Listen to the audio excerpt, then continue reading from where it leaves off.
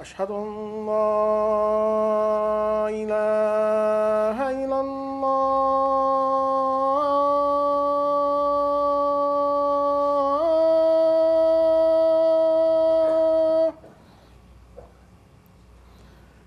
أشهد أن لا إله إلا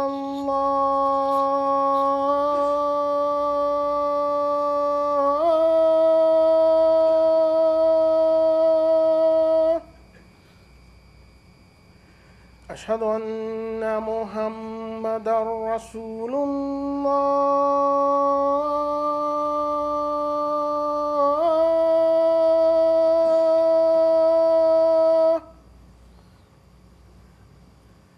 أشهد أن محمدًا رسول الله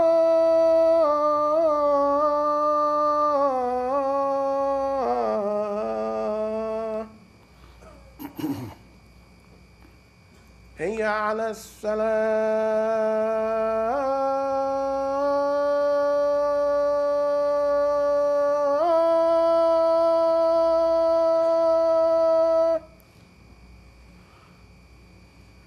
هيا على السلام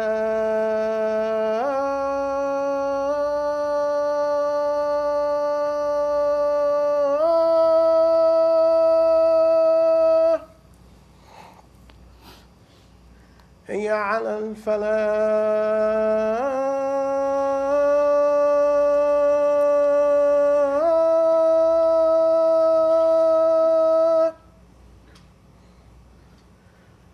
هيا على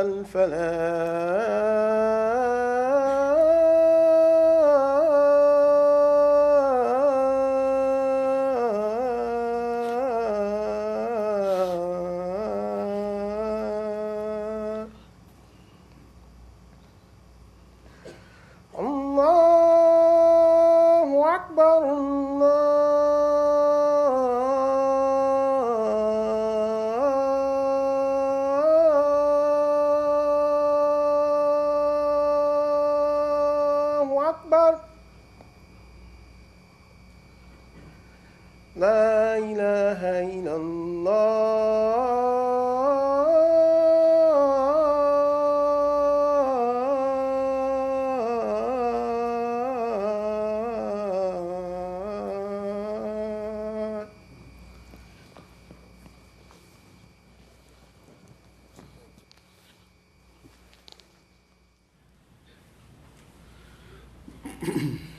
السلام عليكم ورحمة الله.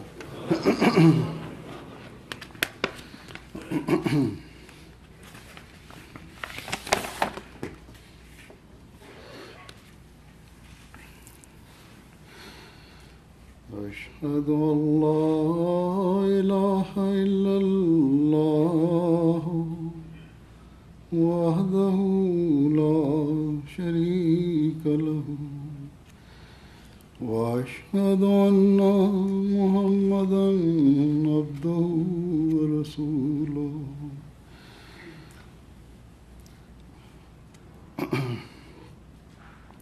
أما بعد فأعوذ بالله من الشيطان الرجيم. بسم الله الرحمن الرحيم. الحمد لله رب العالمين الرحمن الرحيم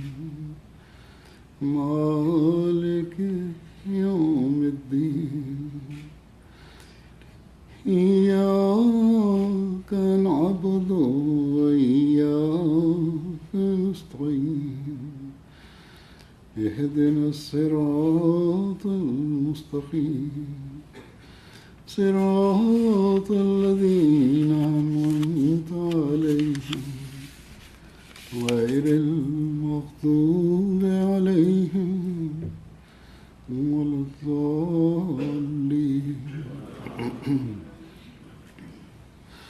إنما يعمر مساجد الله من آمن بالله واليوم الآخر وأقام الصلاة وآتى الزكاة ولم يخش إلا الله وعسى أولئك أن يكونوا من المهتدين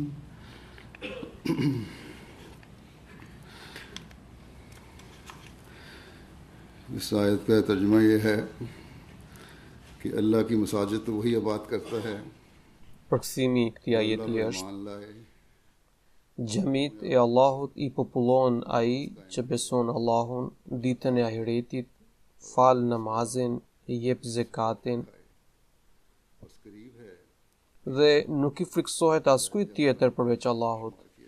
Të tillët mund të bëhen ndër të udhëzuarit. Sura Tobe, ajeti 19. Alhamdulillah, अल्लाह ताला ने lavdia është e Allahut इस शहर में që ai na mundsoi पहली मस्जिद बनाने të ndërtojmë xhamin e parë në këtë qytet और आज इसका dhe sot kjo xhami po përurohet zyrtarisht दुनियावी इमारतों në botë, duke përuruar ndërtesat apo pallatet me qëllime komerciale, materiale. Njerëzit shprehin kënaqësi sepse përmes këtyre ndërtimeve ata synojnë të arrijnë fitimet materiale. Pra kjo është tradita e दुनियावी shoqërisë materialiste dhe që është shumë e dukshme në këto vende. Por हम ये duke ndërtuar një xhami, ne synojmë vetëm pëlqimin e Zotit लेकिन मस्जिद का इफ्तिताह dhe për të fituar, për të arritur pëlqimin e Zotit, duhet të përgjigjemi urdhëresave të Zotit, ndër të cilat urdhëri më parësor dhe obligimi më i rëndësishëm është adhurimi i Zotit të Madhërisëm, duke u përgjigjur të gjitha kushteve të Tij.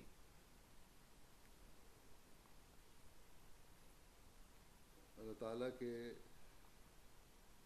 इस घर की तामीर से Në ajetin हमने अपना मुद्दा të cilin kam recituar në fillim जो रखना है dhe ju kam përmendur edhe përkthimin, कि अल्लाह ताला की रज़ा हासिल करना Allahu i Madhërisëm ka përshkruar अल्लाह ताला qëllimin kryesor हासिल करने के लिए që duhet të kenë besimtarët, të cilët duan të ndërtojnë xhami. Pra, në këtë ajet Allahu i Madhërisëm na ka përshkruar qëllimin, synimin kryesor që duhet të ketë një besimtar i cili dëshiron të ndërtojë ose të kontribuojë në ndërtimin e një xhamie. Sipas këtij ajeti, ata që ndërtojnë xhamin gjithashtu mundohen të popullojnë atë, ये आयत e gjallërojnë atë xhami përmes adhurimeve të tyre इसमें dhe po ashtu ata mundohen të ruajnë atë, të mbrojnë atë xhami dhe mirëmbajnë atë. हमें यही बताया है Ata besojnë në Allah dhe në ditën e ahiretit. तामीर करने वालों का मकसद क्या होना चाहिए या वो कौन लोग हैं Sigurisht, shumica e njerëzve shprehin bindjen e tyre në Zot dhe në ditën e gjykimit. Por Zoti na kërkon të vërtetojmë bindjen tonë me anë të veprave. Pra, nuk na mjaftojnë vetëm shprehje gojore për lidhur me besimin dhe bindjen tonë, por Zoti kërkon që ne ta vërtetojmë besimin tonë, bindjen tonë, atë që kemi në zemër me anë të veprave konkrete, कि हम अल्लाह ताला me anë të atyre veprave që përputhen me bindjen tonë. Për të लेकिन manifestuar vepra të tilla, na duhet të dëshmojmë për kushtimin tonë ndaj ngritjes së adhurimit. Pra duhet të ngrejmë më lart në shkallën e adhurimit, shkallën e bindjes ndaj Zotit. Dhe kjo i fundit mund të realizohet vetëm me anë të namazit kolektiv ose me xhamat, dhe duke kushtuar gjithë vëmendjen tonë Allahut të Madhërisëm në adhurimet tona. इसका अमली इजहार एक तो नमाज बा जमात की Shkrimet dhe shpjegimet e Mesihut të premtuar alayhis salam na tregojnë rëndësinë e tyre. Pra rëndësinë e ngritjes së nivelit të adhurimit dhe rëndësinë e faljes së namazit me xhamat në mënyrë kolektive. और यही हमें Po ashtu edhe duke përkushtuar gjithë përqendrimin dhe vëmendjen tonë Allahut të Madhërisëm. नमाज का हकीकी क़याम करने वाले वो लोग हैं Shkrimet dhe shpjegimet e Mesihut të premtuar alayhis salam na tregojnë rëndësinë e tyre. जो खालिस Besimtarët që me të vërtet i lartësojnë namazet e tyre janë ata që u përmbahen rregullisht 5 namazeve të obliguara dhe gjatë adhurimit përqendrohen vetëm në kujtimin dhe madhërimin e Zotit. तो जो इधर उधर हो तो फिर अपनी तो Secili nga ne mund të analizojë veten se çfarë përpjekjesh kemi bërë हर एक अपना जायजा ले सकता है për të arritur shkallën e ngritjes së namazit. हम अकामत सलात के इस मयार के को हासिल करने की कोशिश करने वाले हैं Në këtë kohë इस मादी दुनिया में materialiste, një shumicë dërmuese अव्वल तो बाजमात नमाज की अदायगी njerëzish, besimtarësh, ose e shpërfill dispozitën e namazit me xhamat, dhe edhe nëse vjen në xhami, nuk i kushton vëmendje dhe përqendrim gjatë namazeve farz apo sunnet. Nëse हालत अगर है ne gjendemi në këtë shkallë, अपनी हालत का अंदाजा mund të vërtetojmë vetë se vallë a jemi ndër ata që Zoti i Madhërisëm ka përshkruar si besimtarë që ndërtojnë xhami dhe popullojnë atë, duke përmbushur obligimet ndaj saj. हक अदा करने वाले कहा है Matutje Zoti na tregon edhe tiparet të tjera të këtyre besimtarëve. Për shembull, ata paguajnë zakatin dhe sakrifikojnë pasurinë e tyre si për të përkrahur nevojat e besimit, po ashtu në dobi të krijesës së Allahut. Njerëzit të tillë nuk i druajnë askujt përveç Allahut dhe i vetmi merak që i brengos ata është që ndonjë veprim i tyre të mos i bëjë ata prej të zemërimit të Zotit, e të privojë ata nga mëshira dhe dashuria e Zotit. अल्लाह ताला नाराज ना हो जाए अल्लाह ताला के प्यार से हम Ata gjithmonë veprojnë duke respektuar këtë porosi që Allahu u ka dhënë muslimanëve.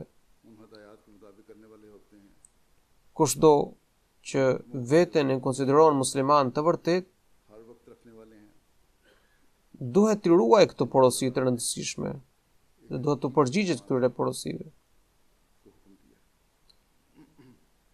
Përgjegjësia që i takon besimtarit musliman nuk është e lehtë, aq më tepër kur kjo xhami është hapur. Çdo kujt që frekuenton në këtë xhami apo është lidhur me të, janë shtuar përgjegjësi më shumë se kur. वालों या इस मस्जिद से अपने आप को मंसूब करने वालों की Ju duhet të përmbushni detyrën e adhurimit dhe në nështrimit, आपने po ashtu dhe përgjegjësinë ndaj njerëzve. और अल्लाह ताला की Duke përmbushur të dyja këto obligime të rëndësishme, mund të hyni në radhën e të përudhurve अल्लाह ताला dhe robërve të dashur të Zotit. के ऐसे लोगों में शुमार किए जाने वाले होंगे तभी उन लोगों में Do bëheni prej atyre të cilat tërheqin dashurinë dhe pëlqimin e Zotit. पहले Në ajetin pasardhës, Allahu ka bërë të ditur që mushrikët, pra izvetarët, nuk kanë të drejtë të ndërtojnë xhami apo të popullojnë atë, कि वो मसाजिद की përderisa zemrat e tyre janë pushtuar nga besnikëria ndaj zotave të rrim. Dhe duke qenë të tillë, ata kursesi भरा हो nuk mund të përmbushin detyrën e tyre qoftë ndaj krijuesit, qoftë ndaj Zotit, apo ndaj krijesës së Zotit. अल्लाह ताला की मखलूका कदा कर सकता है। Mesiu premtullahi selam ka përshkruar llojet dhe pra ka shpjeguar llojet e shirkut. Ai shkruan, shirku ndahet në disa lloje. Një shirk është i trashë dhe i qartë, në të cilin bën pjesë adhurimi i njeriut, gurit, shkëmbit, sendeve të pajet, forcave, hynive të përfituara dhe zotave të rrim. Ndonse ky shirk ekziston edhe sot në botë, por kjo kohë i përket iluminizmit dhe përhapjes së dijes, pra ndriçimit të mendjes. Prandaj arsyeja e vështron këtë shirk me neveri dhe përbuzje. Pra arsyeja njerëzore nuk e pranojnë këtë lloj shirku. Pra dija ka ndriçuar mendjen njerëzore dhe ka aftësuar njeriu që ta përjashtojë këtë lloj shirku. Vall, a mund të na bëjnë dëm gurat të idhujt? Por ka edhe një shirk tjetër, thot Mesiu premtullahi selam. Por ka edhe një shirk tjetër i cili po vepron fshehur radhi si zeher dhe po përhapet gjerësisht në këtë kohë. Çfarë është ai shirk? Pyet ai dhe përgjigjet, bindja dhe besimi te Zoti i Madhërisëm po bjerrin, ndërsa njeriu në vend të Zotit po u beson mjeteve të tjera. Pra, duke u përqendruar vetëm në punët, tregtitë dhe angazhimet materiale të kësaj dunjaje, njeriu është bërë plotësisht i pavëmendshëm ndaj namazit dhe popullimit të xhamisë. Prandaj duhet të lutemi përullësisht që o Allah, na bëj robër të sinqert dhe shërbëtor të përkryer. Me të vërtet, edhe shkalla e besimtarit nuk mund të arrihet pa pasur mirësinë dhe mëshirën e Zotit.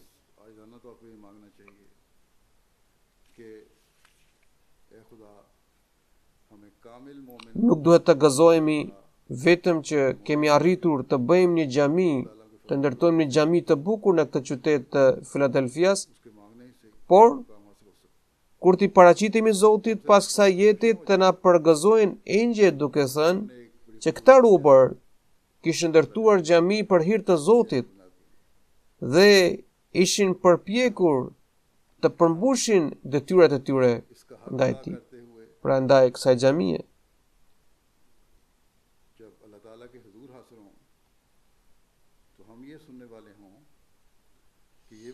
Të tillë janë ata që bëjnë pjesë ndër robërit e udhëzuar dhe të cilët kanë arritur të fitojnë pëlqimin e Zotit.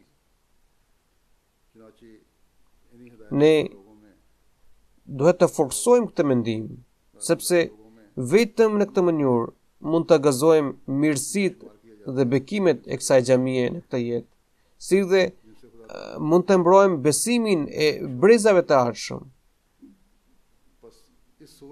Përmes kësaj xhamie mund të përhapim mesazhin e Zotit në këtë qytet dhe më gjerë.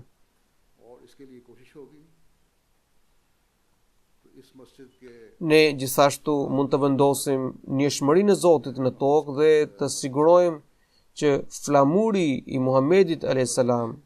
të valvitet krenarisht në këtë vend.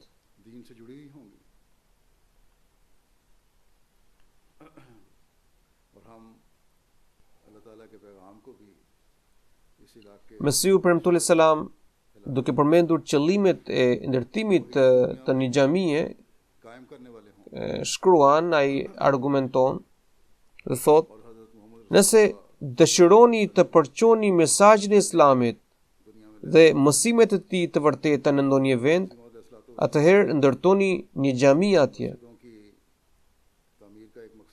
Xhamati ynë ka shumë nevojë të ndërtojë xhami.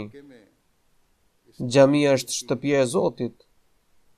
Ndërtimi i xhamisë së xhamatit ton në ndonjë fshat apo qytet është baza e zhvillimit të xhamatit. Është një farë që zhvillon dhe shtyn përparimin e xhamatit. Thot, nëse numri i muslimanëve është i vogël në ndonjë fshat apo qytet dhe duam përparimin e Islamit, atëherë mjafton të ndërtohet një xhami atje dhe Zoti vetë do ta grumbullojë muslimanët. Por kjo ka një kusht, që ndërtimi i xhamisë të bëhet me nijet të pastër dhe të sinqertë. Pra, ajo të mos bëhet për syfatësi apo për reklamim, për dukje. Ajo të bëhet vetëm për hir të Allahut dhe të mos lejohet asnjë ligësi apo interes personal në këtë punë, sepse vetëm në këtë mënyrë ajo do të bekohet për Zotit.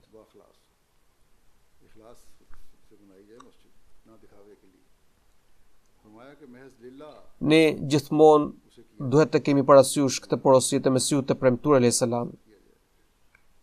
Çdo xhami që ndërtojmë dhe çdo sakrificë që ofrojmë për këtë qëllim në këtë drejtim duhet të jetë e pastër nga syfatësia dhe reklamimi. Përkundrazi, qëllimi ynë themelor duhet të jetë që përmes kësaj xhamie do të përmbushim detyrën e adhurimit dhe të mbrojmë brezat tona të ardhshme në rrugën e besimit. Pra, për t'i mbrojtur të ardhmen e gjeneratës së ardhshme, të ardhmen e besimit të muslimanëve, ne duhet të bëjmë këtë sakrificë. Ndërtimi i kësaj xhamie dhe popullimi i saj u kanë shtuar dhe një përgjegjësi tjetër banorëve të këtij qyteti, që ata të shndrojnë këtë xhami në një qendër të rëndësishme të përhapjes së Islamit. Thuhet që muslimanët kanë 47 xhami apo qendra në qytetin e Filadelfias. Por kjo është xhamia e parë që është ndërtuar si xhami, pra që në formën e një xhamie. Duke ndërtuar këtë xhami, ne nuk synojmë të tregojmë banorëve se si është arkitektura apo forma e një xhamie të muslimanëve, por për t'i shfaqur botës mësimet e bukura dhe patësorit e Islamit. Nëse duhet të bëjmë thirrjen e Islamit përmes lutjes dhe ibadetit, tani e tutje duhet të bëjmë këtë detyrë më shumë se kurrë përmes sjelljeve dhe veprave tona. Përmes shembujeve konkret të sjelljes sonë, ne gjithashtu duhet të shtojmë numrin e muslimanëve ahmedian. Ma kanë njoftuar që në përgjithësi përveç 2 familjeve, shtëpitë e ahmedianëve ndodhen larg xhamisë. Amir sahibi i Amerikës ma ka treguar që kjo xhami është e madhe, si dhe trualli ka një sipërfaqe të konsiderueshme. Nëse përpiqemi, mundohemi, mund të marrim dhe leje për ndërtim dhe afër xhamisë. Dhe nëse ndërtojmë disa apartamente apo banesë, apo t'i lejojmë nda ahmedianët për të ndërtuar vetë shtëpi këtu, mund të kontribuojmë në shtimin e numrit të ahmedianëve afër xhamisë. Unë mendoj që kjo është një ide e mirë që duhet shurtuar. Dhe nëse është e realizueshme, atëherë duhet të përpiqemi për të shtuar numrin e familjeve ahmediane në afërsi të xhamisë.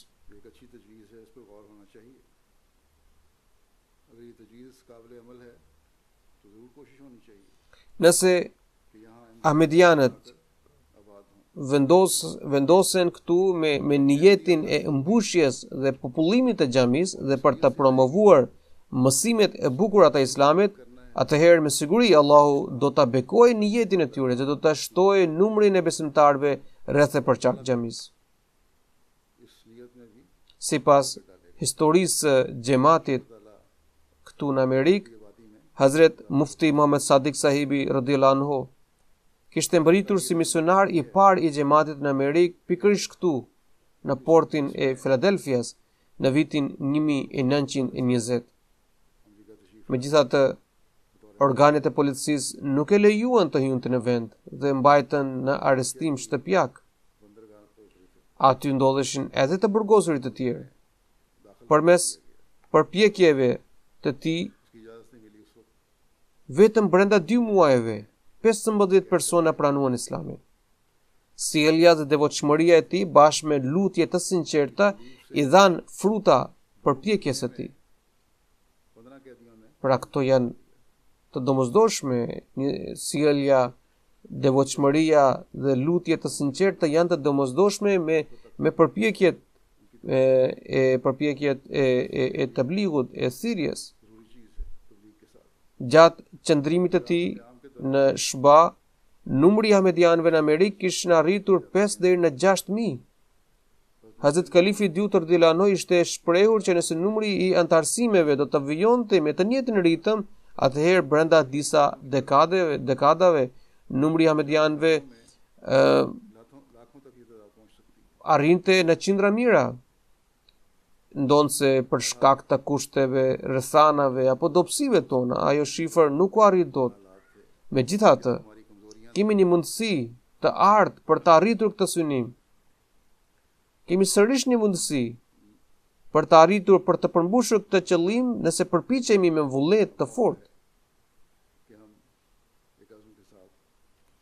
Thirrja e Mesihut të premtuar selam kishte mbritur në këtë qytet në Filadelfia gjatë jetës së tij dhe ai ka shënuar këtë në librin e tij Brahine Ahmedia. Ai shkruan: ka dhe shumë britanik në këto vende, të cilët kanë shprehur vlerësim për këtë xhamat dhe kanë shfaqur pajtueshmërinë e tyre me të. I nderuar doktor A. George Baker, i cili jeton në 404 Susquehanna Avenue, Philadelphia, ka lexuar rreth meje në revistën Review of Religions dhe ka shkruar një letër drejtuar revistës në të cilën ai është shprehur që dhe shkruan ai: unë pajtohem plotësisht me mendimin e udhëheqësit tuaj. Ai ka paraqitur Islamin në këtë botë tamam në atë formë siç kishte bërë i dërguari i Allahut sallallahu alaihi wasallam. Hazret Mufti Muhammad Sadiq Sahibi kishte dërguar një raport të veprimtarisë së tij, në të cilën kishte shkruar, ai shkruan: kam vetëm pak ditë që kam mbritur në Amerikë dhe pavarësisht pengesave dhe vështirësive të mëdha që kam hasur nga disa të krishterë keqdashës, Zoti më ka dhënë suksese të shumta. Alhamdulillah, lavdërimi është i Allahut. Përmes predikimit tim deri tani 29 zonja dhe zotrin kanë përqafuar fenë islame. Pra, 29 zonja zotrin amerikan kanë përqafuar islamin. Ai pastaj ka shënuar edhe emrat e tyre bashkë me emrat musliman, pastaj shkruan: Doktor George Baker dhe zoti Ahmed Anderson kanë mbajtur letërkëmbim me mua për një kohë të gjatë dhe kishin pranuar islamin qyshkur. Këta dy janë musliman të devotshëm. Prandaj kam vendosur t'i shënoj emrat e tyre në krye të listës. Pastaj ai ka shënuar dhe emrat e antarëve të tjerë në këtë listë. Më ka njoftuar që varri i doktor George Bakerit, i cili kishte ndruar jetë në vitin 1918 këtu në Filadelfia, tashmë është zbuluar. Ndonse Xhamati Musliman Ahmedia ishte themeluar këtu para 100 vjetësh, por me ndërtimin e kësaj xhamie të bukur, xhamati dhe misionari i këtij qyteti duhet të hartojnë plane dhe realizojnë programe të tilla për predikimin e Islamit me një vullnet të ri. Dhe përmes këtyre përpjekjeve duhet të sigurojnë që mesazhi dhe mësimi i bukur i Islamit të përhapen katërçipërisht. Dhe ky vend të shndrohet në vatrën e paqes dhe bukurisë dhe njerëzit të lakmohen për të vendosur këtu në këtë qytet. ऐसा इलाका बन जाए कि लोग कोशिश करके Për sa i përket popullsisë, Filadelfia është qyteti i 6 më i madh i Amerikës.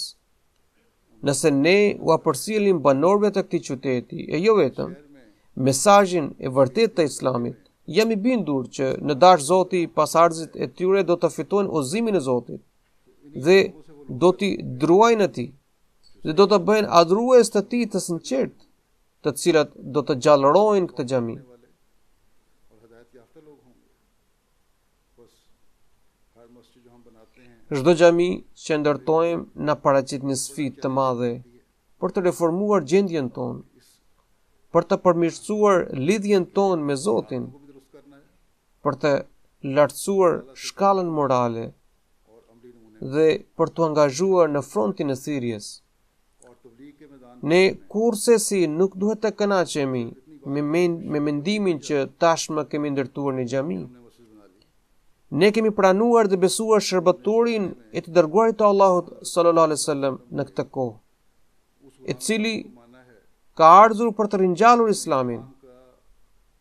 Ai gjithashtu duhet të azhësonte të gjitha ato keqkuptime dhe paqartësi që ishin formuar në mendjet njerëzore ndaj Islamit, तमाम गलतफहमियों को qoftë nga kundërshtarët दुनिया के apo nga tefsiret e gabuara të dietarëve të ashtu quajtur.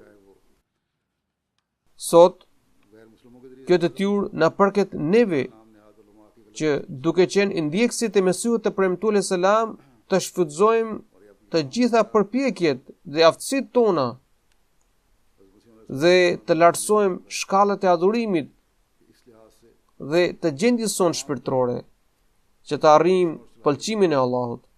गुरुए कार लाएं।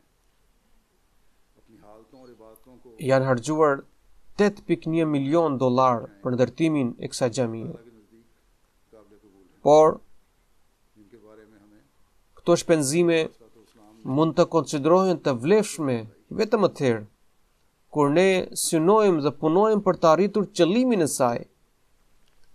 Dhe pavarësisht distancës nga xhamia, mundohemi të gjallërojmë atë, të popullojmë atë duke frekuentuar atë në namazet e 5 vakteve.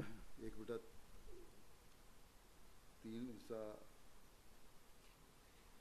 जमात ने दिया है, बाकी तफसील आगे बता दूंगा मैं। Hazret बल्कि Mesiu premtuar selam kishte shkruar që bukuria e vërtet e xhamive nuk është prej formës apo arkitekturës së saj, por prej atyre besimtarëve që vinë me devotshmëri për të adhuruar Zotin. Ndryshe ato janë të shkreta dhe të zbrazta. Pra xhamit që nuk kanë njerëz besimtar të sinqert janë xhami të zbrazta, të shkreta. एक मौके पर फरमाया Edhe xhamit që na duken të mbushura për besimtarve, sot janë kthyer në vatrën e përçarjes dhe fitnes për shkak të propagandës së klerikëve të ashtu quajtur. Mesiu premtuar selam shkruan: वीरान पड़ी हुई हैं, उस जमाने में वीरान पड़ी हुई थी और आजकल की जो आबाद हैं Xhamia e të dërguarit të Allahut sallallahu alaihi wasallam ishte e vogël नाम नेहाद उलमा के dhe e thjeshtë, गलत नारों ने dhe çatia e saj ishte bërë prej gjetheve të palmës. साथ की जगह बना दिया हुआ है। Kur binte shi, जरा फरमाते हैं ajo pikonte. सूरह करीम Megjithatë,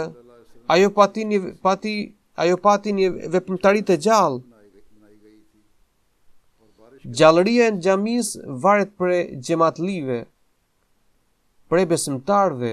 क्या कुछ काम हुए वहाँ Qëllimi i ndërtimit të xhamive është të arrijmë tekva, druajtje ndaj Zotit. कि तकवा के वास्ते Prandaj falja e namazeve me përkushtim dhe druajtje dhe përpjekje për të populluar xhamin janë hapa që bëjnë të pranueshëm adhurimin ton dhe bekojnë thirrjen islame drejtuar jo muslimanëve. तो ये बातें भी कबूल होंगी। I dërguari i Allahut sallallahu alaihi wasallam ka thënë që çdo kush që hyn në xhamin ton me qëllim të mësojë diçka të mirë, i ngjan atij që del në xhihad, në rrugën e xhihadit për hir të Zotit. नीयत से दाखिल होगा कि भलाई की बात सीखे Në këtë kohë, तो अल्लाह ताला की राह में जिहाद करने वाले की तरह होगा। Islami vazhdon të mbetet në shënjestër të akuzave dhe kritikave të ashpra dhe një prej arsyeve që ka kontribuar në formimin ose forcimin e këtij mendimi dhe në krijimin e këtij mjedisi të ashpër është shembulli i shëmtuar i disa muslimanëve. Ndërsa objektivi i një besimtari të vërtet është të mësojë virtytet, të praktikojë ato dhe të nxjisë të tjerët ndaj tyre. Dhe kjo sjellje e tij është njësoj sikur po bën xhihad në rrugën e Allahut. Sot nisja e këtij xhihadi shembullor u përket, pra shpallja e këtij xhihadi shembullor u përket muslimanëve ahmedian. Mesiu premtues selam vazhdimisht na ka tërhequr vëmendjen ndaj veprave të mira. Pra, cili është ai xhihad që na pret? Ai thot: dëgjoni me vëmendje këtë porosi. Ata që mbajnë një lidhje dashurie dhe bindjeje me mua, me qëllim që të arrijnë shkallën më të lartë të mirëbërësisë, mirëdashjes dhe druajtjes, dhe të largojnë çdo lloj ligësie, keqdashje dhe shturjeje nga vetja e tyre, duhet të përmbahen namazeve të 5 vakteve, të mos gënjejnë në asnjë rrethan, të mos bëjnë dëm askujt me fjalë. Ata gjithashtu nuk duhet të bëjnë asnjë vepër të shëmtuar, madje të mos i shkojnë mendje për ndonjë ndyrësi, padrejtësi, mizori apo fitne. Shkurt, ata duhet të shfaqin. Ata nuk duhet të shfaqin asnjë veprim apo fjalë të papëlqyeshme, të cilët bëjnë pjesë në të ndaluarat. Ata duhet të shmangen të gjitha shtytjeve epshore dhe veprimeve të panevojshme dhe të bëhen robër të pastër, mirëdashës dhe të përulur të Zotit të Madhërisëm. Ata le të rrekin që të mos mbetet asnjë grimcë helmuese dhe të ushqehen vetëm me dëmshuri ndaj të gjithë njerëzve. Ata duhet t'i druajnë Zotit dhe të ruajnë gjuhën, duart, madje dhe mendimet e tyre të fshehta nga çdo mjet i papastër dhe përqarës.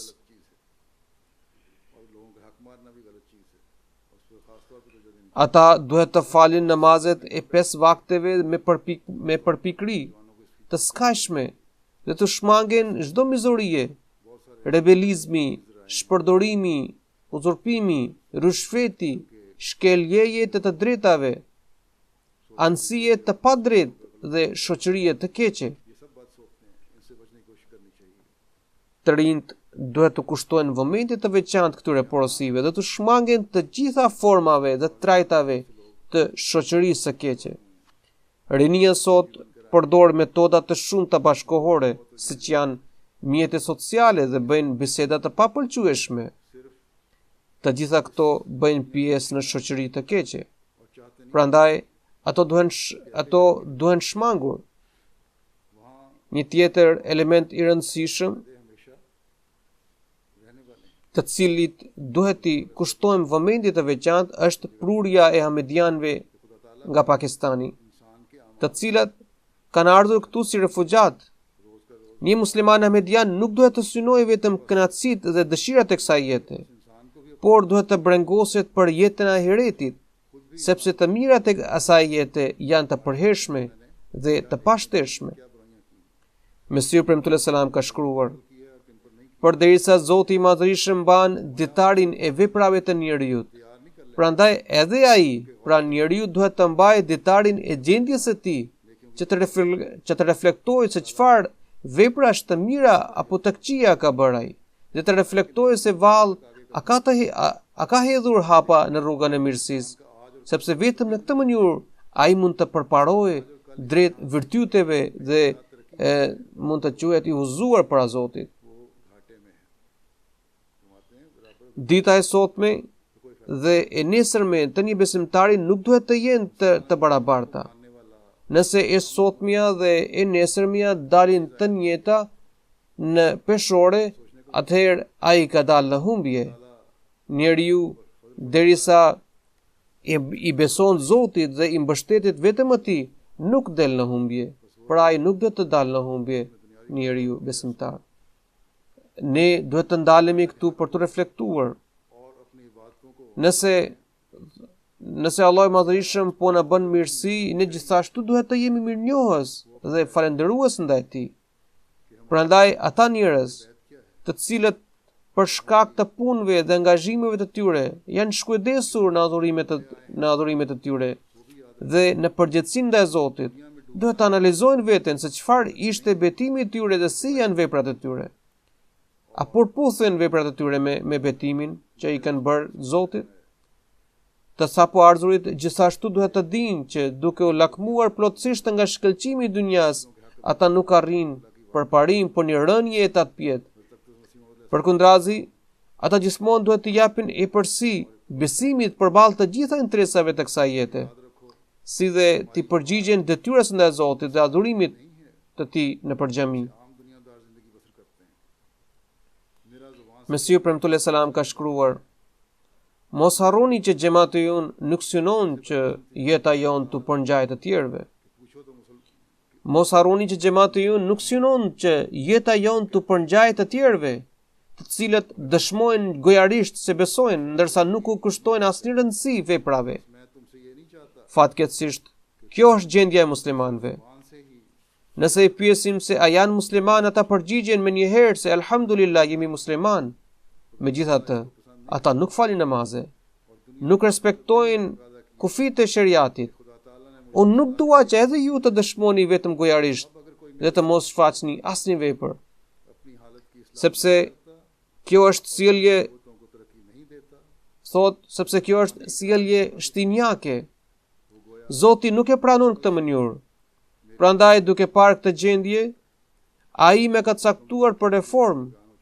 Nëse tani dikush nuk interesohet për të përmirësuar gjendjen e tij, edhe pse ka lidhur beslidhje me mua dhe nuk zhvillon forcën e të vepruarit, madje e quan të mjaftueshme vetëm dëshminë gojore, atëherë përmes kësaj sjelljeje, ai rreket të tregojë se unë kam ardhur pa kohë.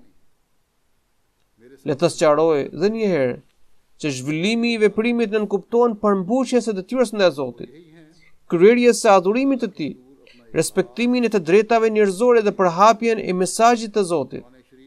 Ai vijon më tej, shkruan Mesiu premtullah selam, nëse përmes sjelljes suaj ju dëshironi të vërtetoni që ardhja ime ishte e padobishme, atëherë pse doni të mbani lidhje me mua? Nëse dëshironi të keni lidhje me mua, atëherë përmbushni qëllimet dhe synimet e mia. Pra të shfaqni sinqeritetin dhe besnikrinë para Zotit dhe të bindeni mësimeve të Kuranit famlar, ashtu siç u bind i dërguari i Allahut sallallahu alaihi wasallam dhe sahabët e tij. Zbuloni qëllimin e vërtet të Kuranit dhe zbatojini atë. Te Zoti nuk mjafton vetëm një shprehje gojore, pas një vepër dhe gjallëri. Mos harroni që xhamati që Zoti ka synuar të krijojë, të krijojë, nuk mund të mbijetojë pa vepra. Ky është ai xhamat madhështor i cili kishte filluar të ngjizej qysh në kohën e Ademit alayhis salam.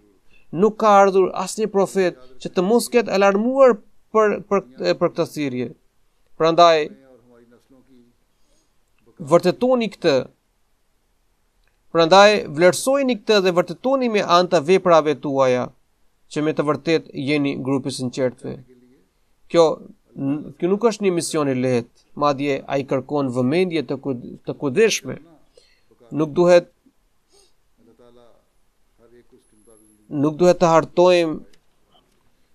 të harrojmë që kjo dynja me shkëlqimin dhe pasurinë e saj nuk është garanci për shpëtimin tonë dhe të brezave të ardhshme.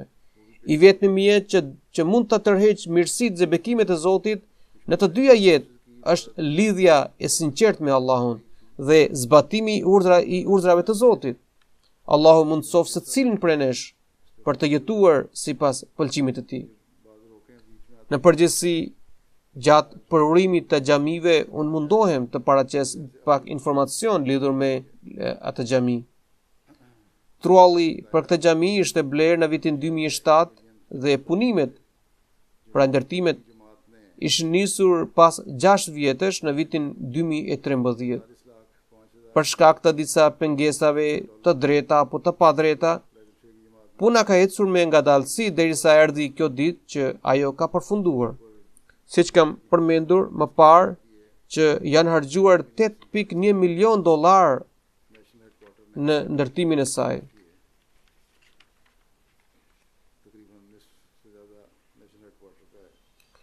Xhamati i Filadelfias ka kontribuar 2 milion e 435.000 dollar. Xhamatet e tjera të Amerikës kanë kontribuar 1 milion e 240.000 dollar dhe Selia qendrore ka dhënë 4 milion e 470.000 dollar. Pra, më shumë se gjysma e shpenzimit janë mbuluar nga zyrat kombëtare. Fillimisht ishte siguruar vetëm 2 dilym tokë, pastaj ishin shtuar dhe një dilym tjetër. Në vitin 2015 një fqinj një krishter kishte dhuruar pronën e tij xhamatit. Ndonë ai kishte një interes personal, por gjithsesi xhamati fitoi atë tokë si dhuratë. Tashmë e gjithë sipërfaqja e xhamisë përbëhet nga 4 dilym. Këtu mund të projektohet ndërtimi i pallateve apo apartamenteve. Sipërfaqja e mbuluar e kësaj godine trikaqe është 21.400 metër katror. Në Bodrum ekziston një mens komerciale, një kuzhinë komerciale. Në katin e mesëm gjendet një apartament për banimin e misionarit, ndërsa në katin e tretë ndodhen pjesa e xhamisë, zyrat, biblioteka e të tjerë. Salla e faljes ka një sipërfaqe prej 5.000 metër katrorësh, e cila ndahet në mënyrë të barabartë midis burrave dhe grave. Xhamia ka një kapacitet për 350 burrash dhe 350 grash. Po kështu, të dyja pjesë të xhamisë kanë abdeshane, toalete dhe kushte të tjera të nevojshme. Përpos kësaj, kjo godin ka edhe një sallë shumë përdorimshme me një sipërfaqe prej 6.000 metër katrorësh. Kjo sallë mund të nxjë 700 persona. Këtu mund të bëhen edhe lojra të ndryshme, por ka edhe zyra të xhamatit. Në këtë kompleks, hapësira e asfaltuar për parkim ka kapacitet për 46 makina, ndërsa gjithsej mund të mbajë 86 makina. Allahu e mundsoft çdo median për të përmbushur qëllimin e ndërtimit të kësaj xhamie dhe e bëft një gur të rëndësishëm në promovimin e mesazhit të Islamit në këtë vend.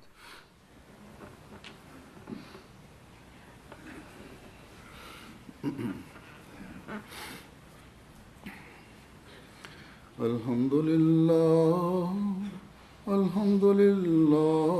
nahmaduhu wa nasta'inuhu wa nastaghfiruhu wa nu'minu bihi wa natawakkalu alayhi wa na'udzu billahi min shururi anfusina wa min sayyiati a'malina.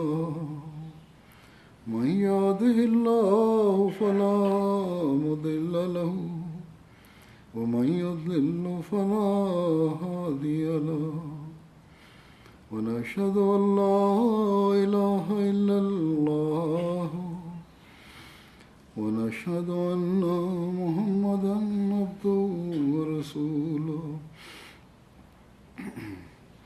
عباد الله رحمكم الله إن الله يأمر بالعدل والإحسان وإيتاء ذي القربى وينهى عن الفحشاء والمنكر والبغي يعظكم لعلكم تذكرون اذكروا الله يذكركم وادعوه يستجب لكم ولذكر الله أكبر